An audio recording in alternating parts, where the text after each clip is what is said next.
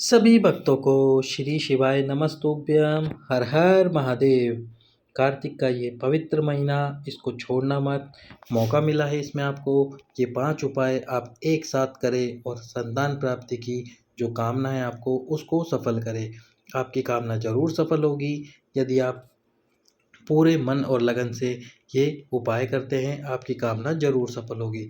उपाय आपको कौन कौन से करने हैं इस कार्तिक के पूरे महीने में, उसका वर्णन हम आपको इस वीडियो में बताते हैं। उसके पहले आप वीडियो को लाइक कर दीजिए, चैनल को सब्सक्राइब कर लीजिए और अधिक से अधिक लोगों के पास इस वीडियो को शेयर कर दीजिए। तो सबसे पहला जो उपाय है वो है पशुपतिनाथ जी का व्रत। पशुपतिनाथ का व्रत का वर्णन हमने आपको पहले भी कर रखा है, आज फिर से बता देते हैं। पशुपतिनाथ का व्रत 5 सोमवार का होता है। किसी भी सोमवार से आप इस व्रत को प्रारंभ कर सकते हैं। वैसे तो गुरुजी ने एक ही बार अपनी कथा में कहा था कि इस व्रत को आप उजाले पखवाड़े से शुरू करें, पर यदि आपके पास में समय नहीं है तो आप किसी भी सोमवार से इस व्रत को शुरू कीजिए। 5 सोमवार का ये व्रत होता है।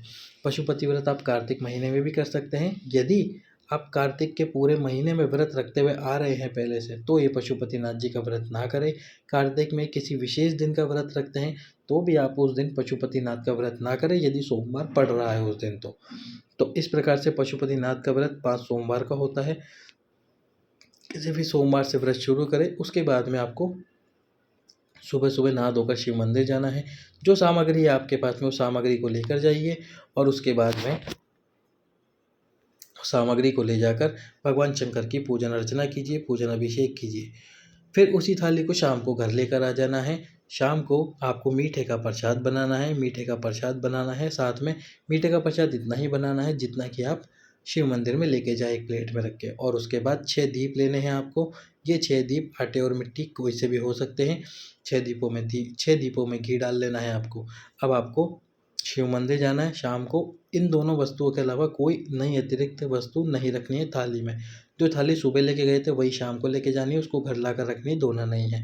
उसके बाद में आपको शिव मंदिर में जाना है। अब ये जो प्रसाद है, इस प्रसाद को आपको शिव जी के सम्मुख में रखना है, तोड़ के भोग नहीं लगाना है। और ये 6 के 6 दीप थाली से नीचे उतार देने हैं मंदिर में। इस प्रसाद के 3 हिस्से कर लेने हैं। इस प्रकार से अपनी उंगलियों से, अपने हाथों से 3 हिस्से कर दीजिए प्लेट के अंदर। जो भी प्रसाद आपने बनाया है मीठे का पूरा प्रसाद आपको शिव मंदिर में लेके आना है। उसके बाद में ये जो 6 दीप है, इन 6 दीप में से 5 दीप को प्रज्वलित कर दीजिए शिव जी के सम्मुख में। आरती नहीं उतारनी है, इस बात का विशेष ध्यान रखें। 5 दीप प्रज्वलित करें। छठे दीप को उठाकर वापस आपकी थाली में रख लीजिए और उसके बाद बाबा को प्रणाम करके घर आ जाइए। शाम को अभिषेक नहीं करना, केवल जल का छींटा ही मारना है। और ये जो 2-3 हिस्से करे आपने प्रसाद के, इसमें से एक हिस्सा अपनी थाली में रख लीजिए, 2 हिस्से मंदिर में छोड़ दीजिए। और जो छठे नंबर का दीप आपने नहीं जलाया था, प्रज्वलित नहीं किया था, उस दीप को वापस थाली में रख लीजिए। अब घर पर आ जाइए। जब घर पर प्रवेश करने वाले हो तो जो आपका मुख्य द्वार है, मुख्य द्वार में प्रवेश करने से पहले जो आपका सीधा हाथ पड़ता है, उस सीधे हाथ पर उस छठे दीप को प्रज्वलित करना है, आपके घर की तरफ मुख करके। मुख आपका आपके घर की तरफ होना चाहिए। छठे दीप को प्रज्वलित कर दीजिए और उसके बाद घर में प्रवेश कर जाइए। शाम के समय जब आप खाना खाने बैठे रात्रि को, तो उस प्रसाद को पहले ग्रहण कीजिए और फिर खाना खा लीजिए। इस प्रकार ये आपका व्रत पूर्ण हो जाता है। पहला प्रसाद में आपको किसी को भी नहीं देना। जो प्रसाद आप मंदिर से लाए हो वो केवल उसी व्यक्ति को खाना है जिसका व्रत है। किसी को भी पशुपतिनाथ जी का प्रसाद नहीं देना है। इस प्रकार ये पहला व्रत हो जाता है। दूसरा, तीसरा, चौथा, 5वां व्रत आपको इसी प्रकार करना होता है। 5वें व्रत में पूजा इसी प्रकार करनी होती है। जब आप प्रसाद के 3 हिस्से कर दें, 5 दीप प्रज्वलित कर दें, तो उसके बाद में 108 कोई सी भी वस्तु है भगवान शंकर को समर्पित करें। वो बेलपत्र हो सकता है, लौंग हो सकती है, इलायची हो सकती है, अक्षत हो सकते हैं, मूंग हो सकती है, दाल हो सकती है। 108 वस्तु या 108 पुष्प हो सकते हैं, 108 पुष्प की पंखुड़ियाँ भी हो सकती है। ये वस्तुएं समर्पित करें। एक श्रीफल जिसपे मूली का धागा 7 बार लपेटकर शिव जी के शिवलिंग को नारियल या वो श्रीफल स्पर्श कराते हुए, मूली का धागा जब आप बांधे तो आपकी मनोकामना बोले, स्पर्श कराते हुए उस श्रीफल को शिव जी के सम्मुख में रख दीजिए। इस प्रकार आपके व्रत का उद्यापन हो जाता है। जब पशुपतिनाथ के व्रत में आपका पीरियड आए, रजस वाला धर्म आए, तो ये सफ़ेद आंकड़े की जड़ का आपको छोटा सा भाग लेके जाना है। इतना सा भाग भी आप लेके जाएं। पति और पत्नी दोनों को इस सफ़ेद आंकड़े की जड़ को लेकर आना है शिव मंदिर में से। और लेकर आने के बाद में पति और पत्नी दोनों लेकर आएँ, फिर शिव मंदिर में जाएँ। शिव मंदिर में जाके इस जड़ को आपको भगवान शंकर के शिवलिंग पे से, ये दूसरा उपाय है, 21 बार घुमाना है तुमरुकेश्वर महादेव का नाम लेते हुए। तुमरुकेश्वर महादेव का नाम लेते हुए 21 बार इस जड़ को घुमाइए। उसके बाद में आपको 21 बार जड़ को घुमाने के बाद में लाल कपड़े में लपेट कर लाल धागे में माता बहनों को अपनी कमर में बांध लेना है, शिव जी को देखते हुए नंदीश्वर के पीछे खड़े होकर। यदि मंदिर में जगह ना हो नंदीश्वर के पीछे खड़े होने की, तो फिर आप मई शिव मंदिर में खड़े होकर ही शिव जी को देखते हुए उस जड़ को बांध लीजिए। पीपल का एक पत्ता प्रतिदिन इस कार्तिक के पूरे महीने समर्पित कीजिए भगवान शंकर के शिवलिंग पे। ये तीसरा उपाय है संतान प्राप्ति के लिए जो आप कर रहे हो। अवधूतेश्वर महादेव के नाम से पीपल का पत्ता समर्पित करें। 5 से 10 मिनट इस पीपल के पत्ते को शिवलिंग पर समर्पित रहने दें।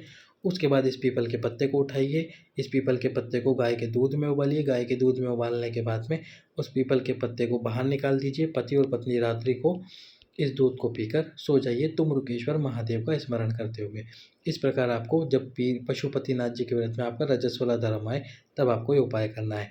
जिन माताओं बहनों का रजस्वला धर्म नहीं आता, बंद हो चुका है पूर्णतः, बहुत दवाइयाँ खा ली है उन्होंने, बहुत उपाय कर लिए, इलाज कर लिए, फिर भी नहीं आ रहा, तो फिर उनको क्या करना है, किसी भी सोमवार के दिन, कार्तिक महीने के किसी भी सोमवार या फिर प्रदोष के दिन इस जड़ को लाकर बांध लेना है। बाबा की कृपा होगी तो आपको संतान की प्राप्ति जरूर होगी। ऐसे बहुत सारे पत्र आए हैं कथा के अंदर जिसमें महिलाओं ने इस जड़ को बांधा है और जड़ को बांधकर संतान की प्राप्ति की है, जिनके रजस्वला धर्म भी नहीं आता था।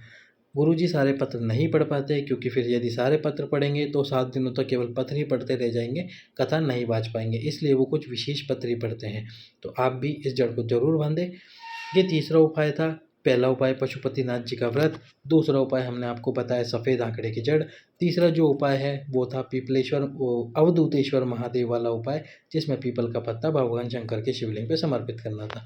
अब चौथा उपाय है वो आपको कार्तिक के पूरे महीने, जो कार्तिक का प्रथम दिन हो, जैसे कि कार्तिक का प्रथम दिन कल पड़ रहा है रविवार 29 अक्टूबर के दिन, प्रथम दिन से ही या तो आप 3 वृक्ष ढूंढ लीजिए आपके आसपास में, 3 में से कोई सा भी एक वृक्ष ढूंढ लीजिए। या तो बेलपत्री का वृक्ष आपको मिल जाए तो अच्छी बात है, वट वृक्ष आपको मिल जाए तो अच्छी बात है, या फिर पीपल का वृक्ष मिल जाए तो आपको अच्छी बात है। तीनों में से कोई भी वृक्ष मिल जाए, बस इस वृक्ष का स्मरण कर लीजिए, वृक्ष को ढूंढ लीजिए। यदि तीनों में से कोई भी वृक्ष ना मिले तो फिर हम आपको आगे बताते करना क्या है। पर यदि तीनों में से ये एक भी वृक्ष का ध्यान रखें, जिस वृक्ष के नीचे आप बैठे उसकी छाँव आपके ऊपर पड़े। ऐसे नहीं इतना सा पौधा आप ले लें छोटा सा और उसकी हाइट ही आपकी हाइट से कम हो, तो इस पौधे के नीचे उपाय ना करें, इस बात का स्मरण रखें। अब उसके नीचे आपको एक घी का दीप लंबी बाती का प्रज्वलित करना है कार्तिक के पूरे महीने प्रदोष काल में। प्रदोष काल कौन सा होता है, जब सूर्य अस्त हो तो उसके 45 मिनट पहले और 45 मिनट बाद का जो समय है वो प्रदोष काल कहलाता है। इस समय पे आपको इस एक दीप को प्रज्वलित करना है।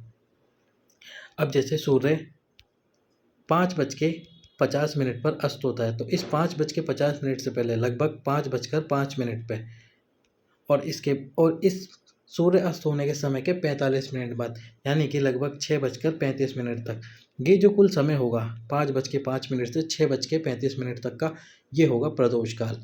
इसमें आपको जब भी समय मिल जाए कोशिश कीजिएगा प्रथम दिन आपने जिस समय ये दीप प्रज्वलित किया है प्रतिदिन उसी समय पे ये दीप प्रज्वलित करें। यदि ना हो पाए तो भी कोई बात नहीं, आपके पास में कुल 1.5 घंटे का समय है, इस समय में आप ये दीप प्रज्वलित करें। यदि बेलपत्र, पीपल और वट वृक्ष ना हो आसपास में तो घर में जो भी तुलसी का क्यारा हो, तुलसी का पौधा हो, उसके सम्मुख में ये एक दीप प्रज्वलित करें। यदि घर में भी तुलसी नहीं है तो फिर आप आपके घर के मुख्य द्वार पर दीप को थोड़ा अंदर रखते हुए, दीप की बाती अपने घर की तरफ रखते हुए, वंश वृद्धि संतान प्राप्ति की कामना करते हुए ये दीप प्रज्वलित करें। ये हो गया चौथा उपाय। पांचवा जो उपाय है वो है आपके पितरों का प्रसन्न करने का उपाय। यदि आपके पितर आपसे प्रसन्न नहीं होंगे तो फिर आपको संतान प्राप्ति, वंश वृद्धि की कामना कैसे प्रदान करेंगे। तो आपके पितरों को आप प्रसन्न रखें। प्रसन्न कैसे रखना है आपको, बस एक दीप आपके पितरों के स्थान पर। पितरों का स्थान कौन सा होता है, किसी घर में पितरों का स्थान उनके मंदिर के अंदर ही होता है, तो आप मंदिर के अंदर ही, यदि आपके पितर वहीं हैं, आपके बड़े बूढ़े वहीं हैं, तो वहीं पर एक दीप प्रज्वलित करें घी का, लंबी बाती का। यदि उनके घर में, मंदिर में पितरों का स्थान नहीं है तो जहाँ पर आप पानी भरकर रखते हैं, जिस भी जगह में, यदि रसोई घर में पानी भरकर रखते हैं वहाँ पर आपके पितरों का स्थान होता है। यदि किसी और स्थान पर पानी भर के रखते हैं, और पानी कौन सा, जो पीने वाला पानी होता है वो भरकर रखते हैं, वो आपके घर का पितरों का स्थान होता है, जहाँ पे आप मटका, पलिंडा, भर के रखते हैं, मटका भर के रखते हैं पीने के लिए। उस स्थान पर आपको ये दीप प्रज्वलित करना है प्रतिदिन कार्तिक के पहले महीने से अंतिम दिन कार्तिक पूर्णिमा तक। ये दीप आपको प्रतिदिन प्रज्वलित करना है आपके पितरों का स्मरण करते हुए। यदि किसी कारणवश आप ये दीप प्रज्वलित ना कर पाए, यदि माताओं बहनें रजस्वला हो जाए, तो अपने घर के किसी सदस्य से दीप प्रज्वलित कराएं, या यदि आपको घर से बाहर जाना पड़ जाए, यदि घर के सभी सदस्यों को जाना पड़ रहा है, फिर तो आप ये उपाय नहीं कर पाएंगे। यदि घर में एक भी सदस्य रहता है, बाकी सदस्यों को बाहर जाना पड़ता है, तो उस एक सदस्य के बोले वो ये उपाय कर ले। आपके ऊपर आपके पितरों की कृपा होगी और आपको संतान की प्राप्ति भी होगी। साथ ही साथ में अब आपको 2 उपाय और बता देते हैं। वो 2 उपाय हैं, एक कलश जल और एक बेलपत्र वाला। एक कलश जल जो आपको समर्पित करना है भगवान शंकर के शिवलिंग पे प्रतिदिन कार्तिक के महीने में। उस जल को समर्पित करने के बाद में उस जल का आचमन करें। जैसे ही जल शिवलिंग से नीचे गिर रहा हो, उस जल को अपने हाथ में लें और उस जल को हाथ में लेकर बाबा से कृपा करें, प्रार्थना करें, हे महादेव, मेरे अंदर जो भी बीमारियां हैं उन बीमारियों को समाप्त करो बाबा, और मुझे संतान प्राप्ति वंश वृद्धि की कामना पूर्ण करो, संतान प्राप्ति वंश वृद्धि की कामना को पूर्ण कर दो। और उस प्रकार वो जल पीना है और प्रतिदिन एक बेलपत्र समर्पित करके उस बेलपत्र को भी शिव जी को समर्पित करने के बाद में उस बेलपत्र को वहीं शिवलिंग के सम्मुख में बैठकर खा लेना है। इस प्रकार ये उपाय आपको करने हैं। यदि शरीर में कोई समस्या भी होगी वो समस्या दूर होगी, और समस्या दूर होने के साथ आप गर्भवती भी होंगी और आपको संतान की प्राप्ति भी होगी। अब एक बात का विशेष ध्यान रखें, बेलपत्र जो आप खाएंगे, तो ये जो बेलपत्र आप देख रहे हैं इसमें तीनों पत्तियां अलग अलग है। ये पत्ती अलग है, ये पत्ता अलग है और ये पत्ती भी अलग है। तो जो भी बेलपत्र खाएं वो इस प्रकार का ही खाएं जिसमें तीनों पत्तियां अलग अलग हो। यदि कोई बेलपत्र ऐसे होते हैं जिसमें तीनों पत्तियां एक साथ जुड़ी हुई होती है और उसमें डंडी तो नीचे की तरफ होती है, पर ये तीनों पत्तियां एक ही, जैसे ये एक पत्ती है, यहीं पे दूसरी पत्ती होती है और इसी जगह पे तीसरी पत्ती होती है। तो इस प्रकार के बेलपत्र को खाना नहीं चाहिए, इस बात का विशेष ध्यान रखना। यदि ऐसा बेलपत्र शिव जी को समर्पित करोगे तो कोई दिक्कत नहीं, लेकिन यदि आप खाओगे तो उसका फल आपको प्राप्त नहीं होगा। तो जो बेलपत्र की तीनों पत्तियां इस प्रकार से अलग अलग हो उसका ध्यान रखना, और बाकी जो बेलपत्र जिसके साथ में पहली पत्ती के साथ में ही 2 पत्तियां और जुड़ी हुई हो, इस प्रकार से यहीं पर जुड़ी हुई हो, वो बेलपत्र आपको नहीं खाना है। सभी भक्तों को श्री शिवाय नमस्तुभ्यम।